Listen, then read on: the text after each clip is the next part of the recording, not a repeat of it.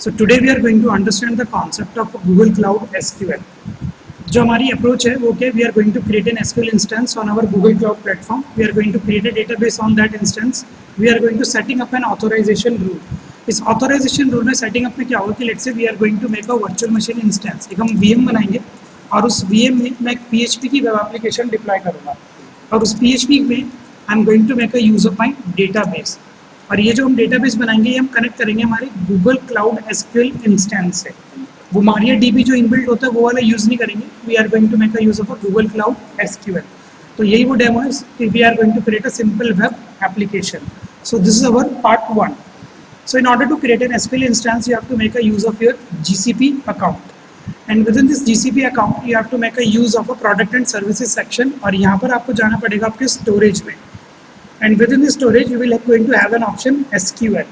इसका full form क्या होती है आपकी स्ट्रक्चर्ड क्वेरी लैंग्वेज. बट इसका जो हमको इंटरफेस मिलेगा वो कौन सा मिलेगा हमको MySQL का ही. So let's say our first step is to I am going to create a instance. So in order to create an instance, you have to click on this create instance button. अगर आप first time execute करोगे तो यहाँ पर आपको छोटा सा popup box दिखेगा, तो उसमें भी आपको बटन मिल जाएगा क्रिएट इंस्टेंस का. After that, you have to select your database engine. So I'm going to make a use of this version 5.6 or 5.7. So now we have to click on this next button. So यहाँ पर we have to make a use of either you are going to work with the MySQL second generation, जो हमको recommended option है, और you can make a use of MySQL first generation. So I'm going to make a use of this choose second generation. So now we have to specify my instance name. आपका instance lower case में सारा रहेगा. So I'm going to create an instance MySQL GCP. ये मैंने अपने instance का नाम दे दिया MySQL GCP. Now I am going to set a password for my user root. जो हमारा एक यूज़र रहता है रूट, उसके लिए से पासवर्ड सेट करता हूँ. ये मैंने यश नाम से उसको एक पासवर्ड दे दिया. Okay. And I am going to make a use of this you show configuration option. तो डेटाबेस वर्जन आपको 5.7. अगर आपको इससे लेसर वर्जन का चाहिए तो आप यहाँ पर इस ऑप्शन पे क्लिक कर सकते हो. ओके. मशीन की टाइप और स्टोरेज में अगर आपको चाहिए कि अभी जो मेरे को मशीन मिल रही है वो SSD टाइप की मिल रही है जिसका साइज़ है 10 GB. अगर आपको 10 GB से कम का डेटा चाहिए तो आप इसको भी ऑटो स्केल कर सकते हो. ठीक है. अभी यहाँ पर ऑथोराइज नेटवर्क का तो चलो अभी हम बाद में यूज़ करेंगे. So let's say finally I'm going to click on this create button.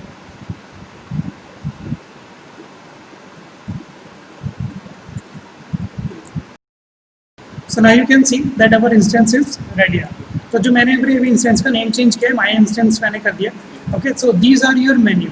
Overview होता है जिसमें आपके टोटल यूसेज वगैरह का मॉनिटरिंग आपको दिखती रहेगी. इसमें नेटवर्क स्टैटिस्टिक. ओके.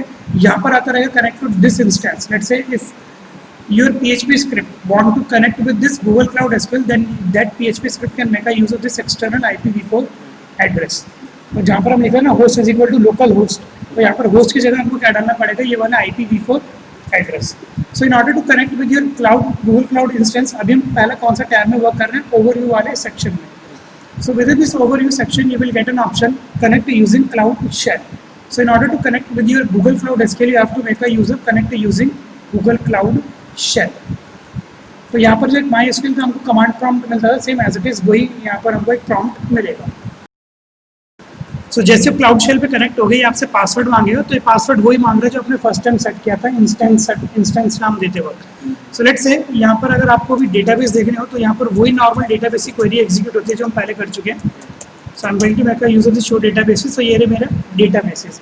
अगर आपको डेटाबेस बनाना हो तो ये आपकी कमांड है क्रिएट डेटाबेस और यहाँ पर आप डेटाबेस का नाम दे देना, the name of your database और एंटर.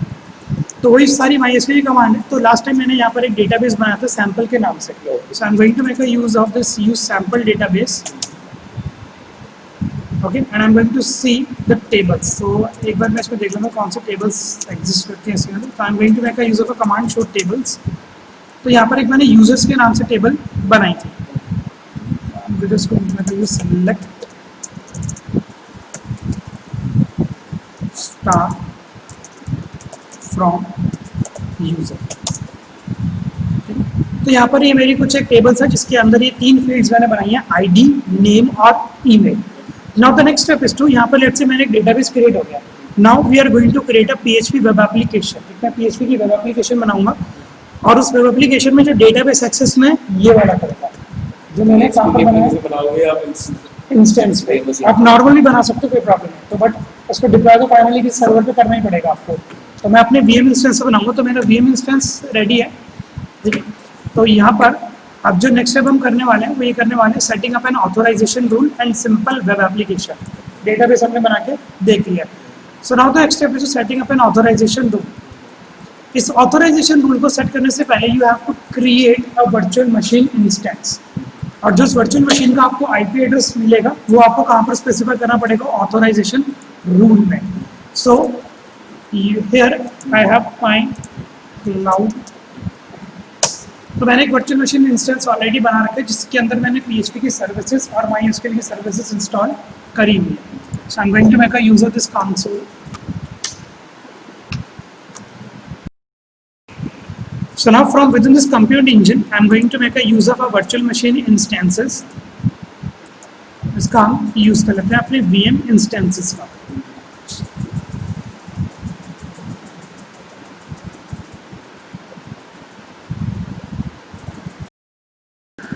So let's say यहाँ पर एक मैंने इंस्टेंस बना रखा है, इंस्टेंस 1 करके, ओके। और यहाँ पर आपको इसका एक्सटर्नल IP एड्रेस मिलेगा, इसका है 35.192.5.50. So I'm going to make a use of this instance 1. So in order to make a use of this instance 1, I'm going to connect this with an SSH. तो ये जो मेरा instance है ये एक लिनक्स बेस्ड इंस्टेंस है जिसके अंदर मैंने SQL की सर्विसेज और PHP की सर्विसेज ऑलरेडी इंस्टॉल करी हुई है।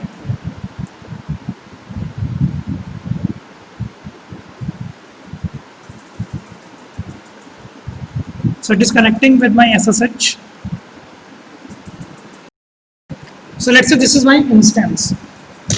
अब यहाँ पे करना क्या है कि आपको इस एक्सटर्नल IP एड्रेस पे एक बार कॉपी करना है।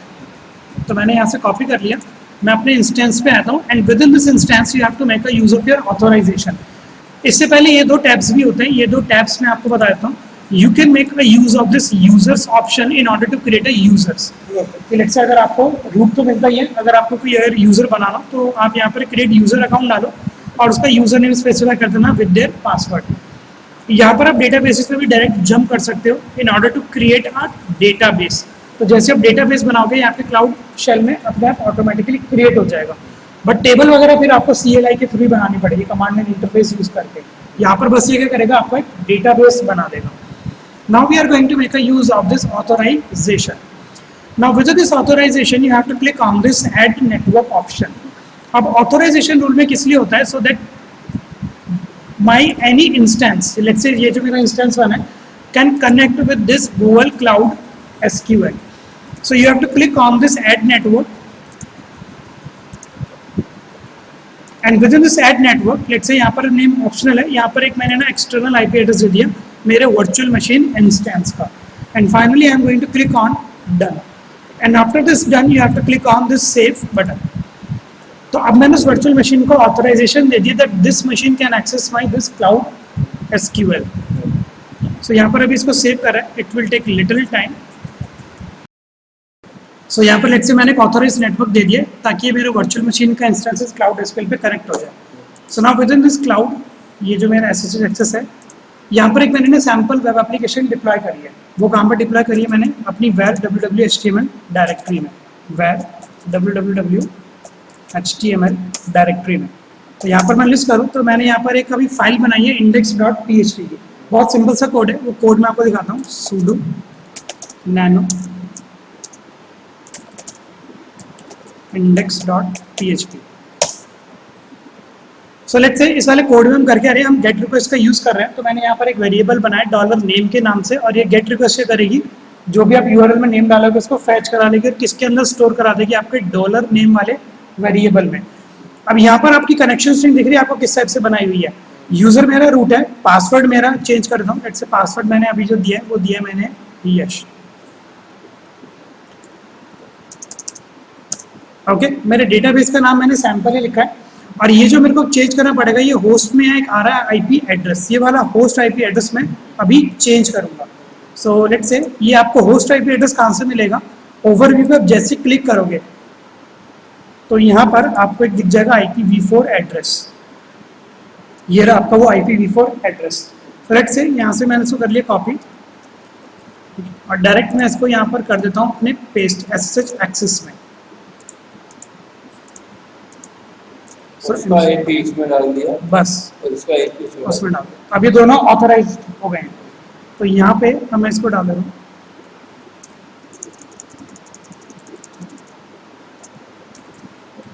तो ये वाला आईपी एड्रेस मैंने डाल दिया 23.251.166 जो अभी मैंने इंस्टेंस बनाई है उसका आईपी एड्रेस है। रूट मेरा यूजर मेरा रूट ही है, पासवर्ड उसका यश है, डेटाबेस जो भी मैंने बनाया था सैंपल के नाम से बनाया था। अभी सैंपल डेटाबेस कर क्या रहा है, ये एक रैंडम नेम फैच करके दे रहा है। मेरे पास एक यूजर नाम की टेबल है, उस यूजर नाम की टेबल में से एक रैंडमली कोई भी नेम फैच करके दे रही है। तो लेट्स से इधर हम कर देते हैं, ये कर देते हैं, ठीक है। तो ये मेरा सिंपल सी एक कमांड मैंने एग्जीक्यूट करी हुई है। तो but exactly I'm going to do it, इसको मैं एक बार सेव करता हूँ, कंट्रोल ओ से एंटर प्रेस करता हूँ, कंट्रोल एक्स एक बार करते हैं क्विट, और यहाँ पर अब इसको एग्जीक्यूट करके देखते हैं। तो ये रहा मेरा इसका एक्सटर्नल आईपी एड्रेस। तो यहाँ पर अभी इसने दिखा दिया हेलो ये यश। अभी यश नाम कहाँ से आया, आपके डेटाबेस में से फैच होकर। लेट्स से अगर मैं इसको करूँ एक बार रिफ्रेश, हेलो वरुण, तो ये रैंडमली नेम आपका फैच कर रहा है। तो जितने भी मेरे यूजर नेम होंगे, हेलो, तो ये मैं आपको यूजर्स नेम की मैं इन्फॉर्मेशन दिखाता हूँ। ये मैंने कहाँ पर दी हुई है, ये यूजर नेम की इन्फॉर्मेशन आपके ये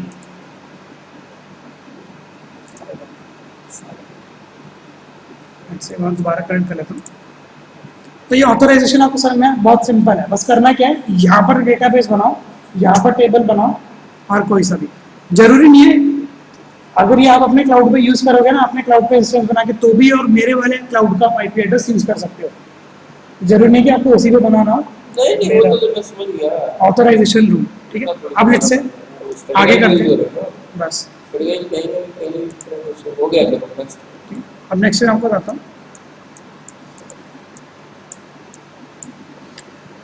इसके बाद आता है आपका सिक्योर शेल वाला, एसएसएच एक होता है एसएसएल।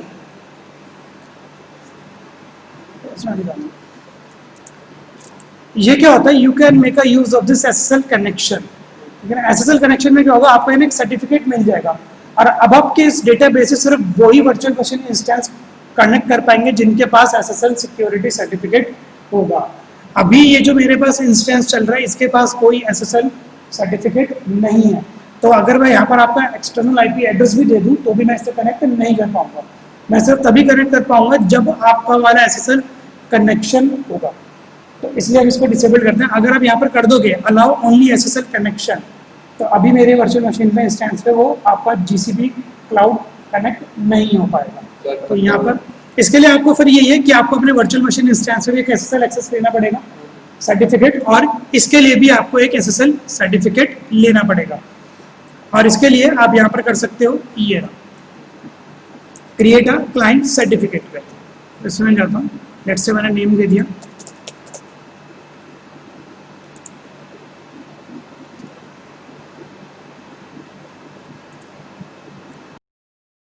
तो यहाँ पर अब करना क्या है कि लेट्स से मैंने ये डाउनलोड की.ppm वाली फाइल डाउनलोड कर लूँगा। अब लेट्स से मैं आपको बताता हूँ क्लाउड एसडीके, जो गूगल क्लाउड एसडीके का कमांड प्रॉम्प्ट, उससे अगर आपको ये वाला इसके लिए एक्सेस करना होगा तब आपको क्या कमांड एग्जीक्यूट करनी पड़ेगी। सबसे पहले क्लाउड एसडीके से जाके अपना क्लाउड खोलोगे, इसके बाद you have to make a use of this command mysql-u root-p host बताओगे, ये जो आपका एक्सटर्नल आईपी एड्रेस आ रहा होगा, और यहाँ पर सर्टिफिकेट फाइल आप बता दोगे कि ये नहीं मेरी CEM/PM वाली फाइल, प्राइवेसी इन्हेंस्ड मेल वाली फाइल। तो ये सिर्फ उसी कनेक्शन में काम आता है कि if you want to connect your cloud SQL with any SSL, तो इसका इतना मेरे को भी रिक्वायरमेंट नहीं है।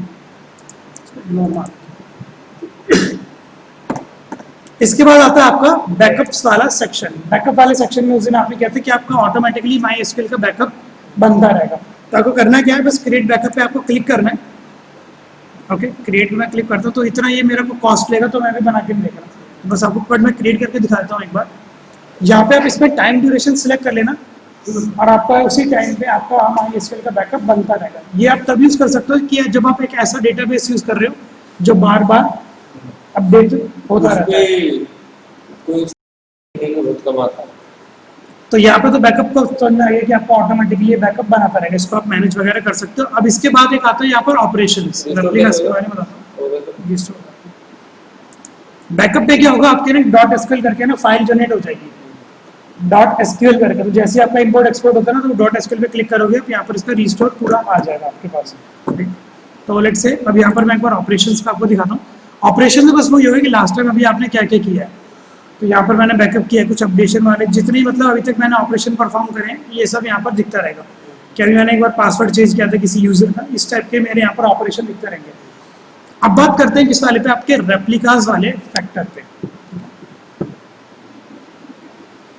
तो रेप्लिका के बारे में आपको पता है पहले से? मैंने रेप्लिका के बारे में मैं आपको थोड़ा सा इंट्रोडक्शन देता हूँ। गूगल क्लाउड प्लेटफॉर्म में आपको दो रेप्लिका ऑफर करता है, एक होता है आपका रीड रेप्लिका और एक होता है आपका फेल ओवर रेप्लिका। अब इसका ना काम क्या होता है रीड रेप्लिका का? Basically it provides enhanced performance and durability for your databases instances. Databases instances कौन से? जो भी आपने MySQL के इंस्टेंस बनाए हैं, okay. Basically, this read replica instance allow data from the master instance to be replicated to one or more slaves. आपने एक डेटाबेस बनाया सैंपल के नाम से, that database is your master database. अब उसी की कॉपी से आपको 3-4 डेटाबेस बनाना, तो वो डेटाबेस कौन हो गया? आपके स्लेव डेटाबेसेस हो गए। In that scenario you can make a use of this read replica factor. तो वो जो स्लेव डेटाबेसेस होंगे वो भी एग्जैक्ट किसके टाइप के बन जाएंगे आपके? तो जितनी टेबल्स आपके सैंपल डेटाबेस में होगी वो उनमें स्लेव्स में भी आ जाएगी। इसके बाद जो इसका मेन फीचर होता है वही होता है read replicas are a cloud SQL instances that replicate from a cloud SQL master instance. Replicate का मतलब क्या होता है? कॉपी बना लेना। So because a replica always maintains a connection to its master, if the master instance is never deactivated, तो आपके slave भी नहीं चलेंगे। सपोज करो कि आपने मास्टर स्लेव बना दिया, अगर आपका मास्टर फेल होगा तो आपके स्लेव सारे गए। तो यहाँ पर ये लिखा हुआ है the master instance is never deactivated. जहां आपने उसको डीएक्टिवेट कर दिया आपके स्लेव भी क्या हो जाएंगे? Deactivated, okay. So you can not make changes to the user table on the replica. आप स्लेव पे कोई चेंजेस नहीं करोगे, जितने भी आपको चेंजेस करने पड़ेंगे वो आप कहां पर करोगे? On your master instance, okay. तो ये होता है मेरे रीड रेप्लिका। इसके बाद आपका आता है फेल ओवर रेप्लिका। अभी फेल ओवर रेप्लिका ने ट्रिगर्ड कब होता है? फेल ओवर रेप्लिका आपका तब काम आएगा when the zone where the master is located experiences an outage। outage का मतलब क्या होगा? सपोज करो आपने एक यूएस सेंट्रल सी वाला जोन लिया और पीछे से कल को गूगल क्लाउड वालों ने वो वाला जोन ही बंद कर दिया। वो आते रहते हैं, इसमें क्या कहते हैं, सुनामी वगैरह अमेरिका में तो आते रहता है वो, उससे उसका जोन हो गया तबाह हो गया। ऐसे कोई नेचुरल क्लैमिटी हो गई तो वो वाला जोन उनको बंद करना पड़ा, तब आपको कौन ट्रिगर करेगा? तब your this fail over replica is going to work. यार आपको तो आपका डेटाबेस बैकअप चाहिए ही होगा और आपका वो जोन तबाह हो चुका है, तब आपको कौन यूज आएगा? Then we are going to make a use of this fail over replica. तो यहाँ पर ये लिखा होता है when a zonal outage occurs and your master fails over to your fail over replica, any existing connection to the instance are closed. जहां आपका zone बंद होगा वहां पर आपके सारे इंस्टेंसेस वगैरह क्लोज हो जाएंगे। However, your application can reconnect using the same connection string or IP address. You do not need to update your application after a fail over। तो आपकी फेल ओवर रेप्लिका कब आएगी? If you want to get that backup, कि भैया natural disaster होगा कोई तो भी मेरे को बैकअप चाहिए, so then you are going to make a use of this fail over replica. तो यहाँ पर क्या होता है? After the fail over the replica becomes the master and the cloud SQL automatically creates a new failover replica in another zone। तो zone सा भी select करोगे ऑटोमेटिकली जोन में वो आपका मतलब पूरा आपको एक बैकअप तरीके से ये दे देगा, ओके। अब इसको बनाने के लिए किस तरीके से हम यूज करते हैं? यहाँ पर ये जो ऑप्शन है create read replica, create a fail over replica. So first of all I am going to create a read replica.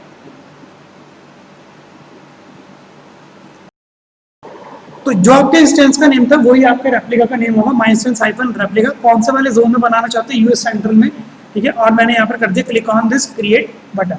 तो यहाँ पर अभी मेरा एक इंस्टेंस बन जाएगा रेप्लिका फैक्टर। तो ये देख रहे हो जो मेरे मास्टर में होगा वही मेरे इस स्लेव में होगा, ठीक है। ये मैं अभी आपको डेमो दिखाता हूँ। तो लेट्स से मैं अभी आपको कनेक्ट करके दिखाता हूँ, वही एक्सटर्नल IPv4 एड्रेस मिला मेरे को, ठीक है। अब इससे होगा क्या कि लेट्स से आपको मास्टर वाला यूज नहीं करना, अब आपको ये वाला यूज करना है, क्योंकि स्लेव के चेंजेस मास्टर में रिफ्लेक्ट नहीं होंगे। अंडरस्टूड? मतलब जो स्लेव में चेंजेस होंगे वो मास्टर में रिफ्लेक्ट नहीं होंगे।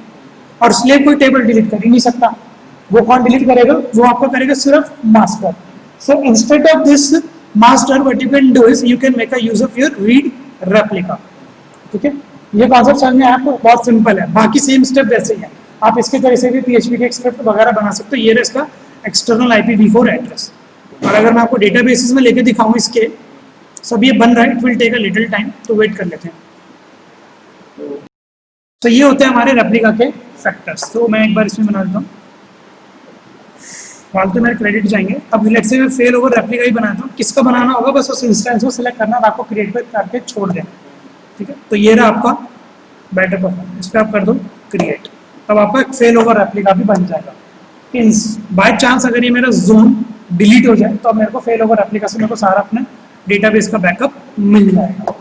सो this is a concept over Google cloud SQL. इतना सिंपल सा.